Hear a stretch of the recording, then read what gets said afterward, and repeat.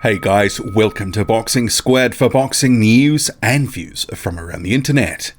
Deontay Wilder is making some pretty bold claims that he will soon be the highest paid athlete in the world. He said that he will soon be the highest paid athlete in the world. And I say it twice because it's pretty hard to believe. And at first glance, it does appear to be some delusional statements from Deontay Wilder. And he is prone to some delusions, with some of the things that he says and does. He's not always grounded in reality. Some of the chat sort of outstrips the actual either ring achievements or what's happening in something called reality. But we'll get to his statements because this can be pretty easily debunked, and I do not believe Deontay Wilder will be the highest paid athlete, and there's a couple of reasons, but we'll get to his statements.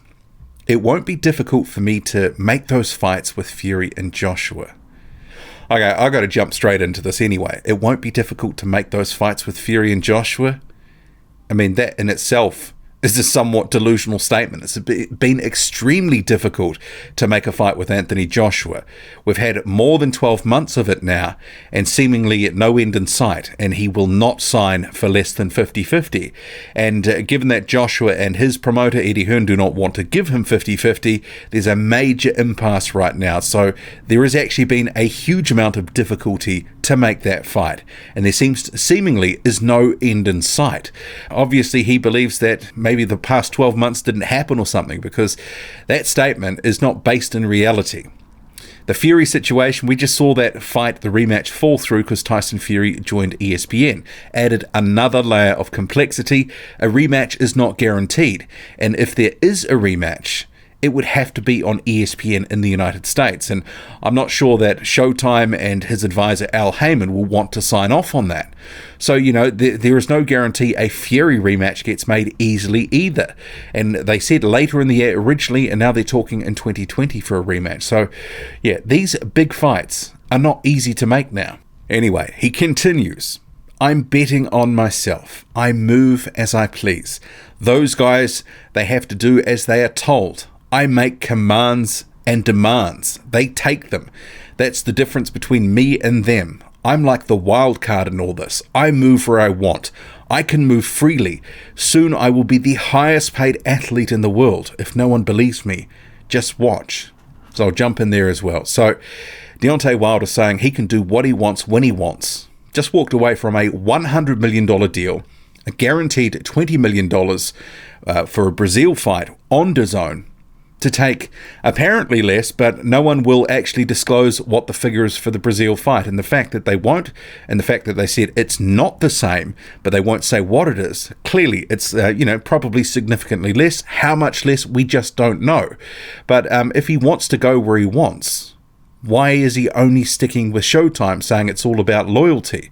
That kind of feels like it doesn't quite, marry up with some of the statements there, that he goes where he wants, that he's a wild card, yet he's sticking with the same outfit and he's getting paid less than he could have been paid elsewhere. He says he can move freely, but in reality, can he? Clearly, he's being advised by Al Heyman to stick with, the status quo, to the PBC broadcasters, which is either Showtime or Fox.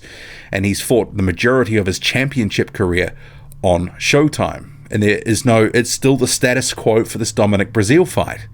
So he says he can go where he wants, but is that really true? And if the others are being dictated to, well, Tyson Fury was dictated into a $100 million deal.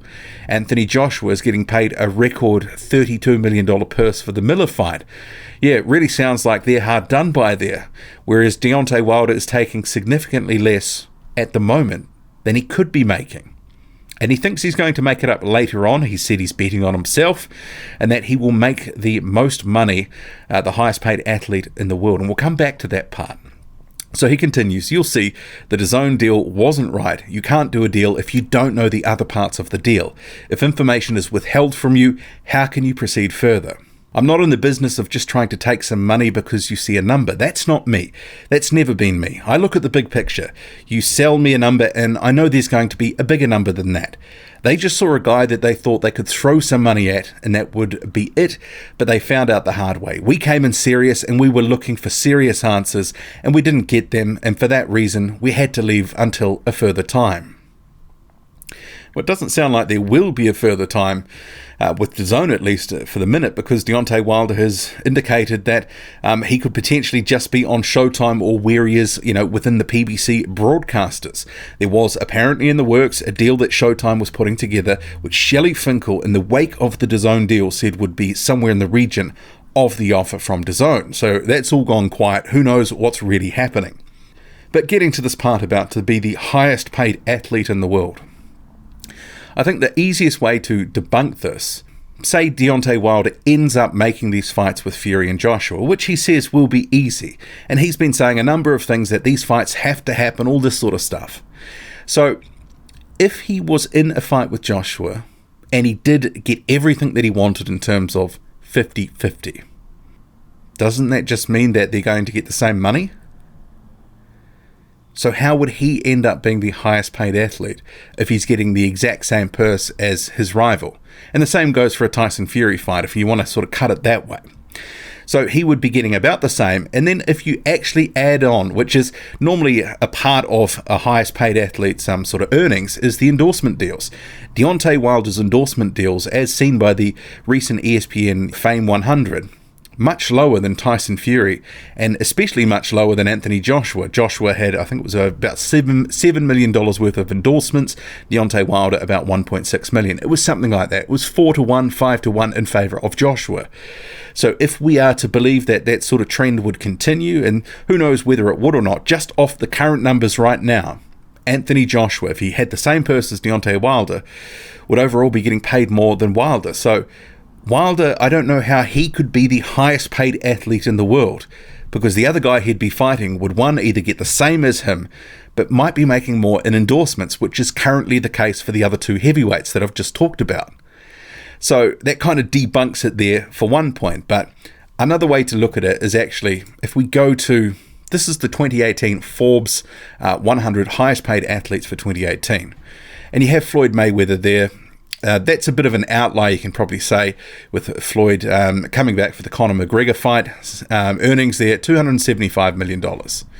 So obviously, if he doesn't have a fight this year, if he doesn't fight someone like Pacquiao or something like that, then he's not going to be on the list this year. But what I was more interested in is these guys that are the perennial earners. So you've got Messi, Ronaldo, Neymar, LeBron James, Roger Federer, Stephen Curry too. These are some of the guys that are on the list and have been consistently in all of these types of Fame 100 or highest earnings for a number of years on end. And generally they're inside the top 10 towards the top. And you look at Lionel Messi. So his earnings and endorsements. So what's that? $110 million. And then you have Cristiano Ronaldo, which is $108 million. Conor McGregor, well, that was a one-off. Neymar, $73 million and $17 million. So if we look at that and go, okay, even if he was to get $50 or $60 million, is he going to be having 2 fights in a year to make that? As it stands at the moment, best case scenario for 2019 is 2 fights. He's having one with Brazil. We don't know what he's getting, but it's probably a lot less than $20 million. And if he was to have one big fight with Fury or Joshua, what's that going to be? $40 million was the figure that DAZN wanted to pay him for the first fight. Okay, so if you look at that and go, well, maybe, for example, could it be $50 or $60 million if it was done on pay-per-view on Showtime? That still falls well short of these guys. So there is a very high bar just to get to the, they're over $100 million, some of these guys. Neymar was, $90 million. LeBron James, $85.5 million. So you're already talking that these are the guys, and these earnings are generally going up every year with salaries, endorsements, and other bits and pieces. So, you're talking somewhere between $80 to $110, $115 million just to crack the top 6 on the list. And where Deontay Wilder is at the moment, what he earned, somewhere around $4 million a guaranteed purse for his last fight, plus upside. There's been talk that it might have been $14 million. So his next fight is with Dominic Breazeale. It's on Showtime, regular Showtime. It's, what's he getting paid there? $5 million, $7 million, $10 million, $14 million, whatever it is. one fight of 2 for the year, because Deontay Wilder only fights twice a year. So if he's only having 2 fights, he has a limited window to earn his money. And the way things are going, the way that everyone keeps talking, especially Deontay Wilder's very hardcore fans, that Anthony Joshua is unknown in the United States to some extent. And if we're to believe that and the event happens next, how much can the pay-per-view really earn?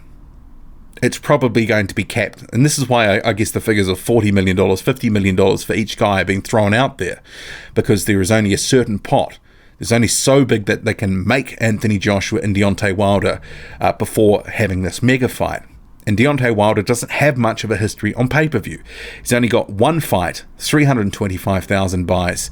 And now that he's not fighting an opponent that people would like to see desperately, he's back on regular showtime. So his commercial bankability, it is not exactly through the roof right now, but somehow his statements, he's making out that he's going to be the highest paid athlete in the world soon. I just cannot see it. It smacks of delusion there.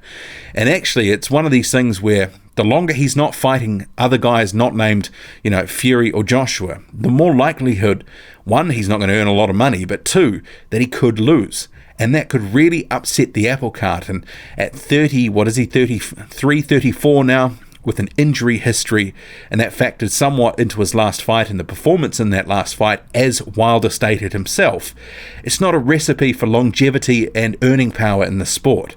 Another year or 2, Deontay Wilder could be certainly in a difficult position if he doesn't take these fights now.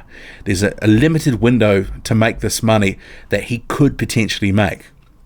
And I'm not saying that he shouldn't be betting on himself, but he needs to have those fights sooner rather than later, because later, if he gets beaten, then obviously those fights have less value. He won't be getting paid anything like he thinks he should be. And his time in the sport is finite to begin with. And with an injury history, better take that money sooner rather than later. But I think this whole claim of soon to be the richest athlete in the world, delusional. What do you make of it all? Drop a comment, loud and often. Hit like, hit subscribe, follow me on Twitter, boxing_squared. I'm out.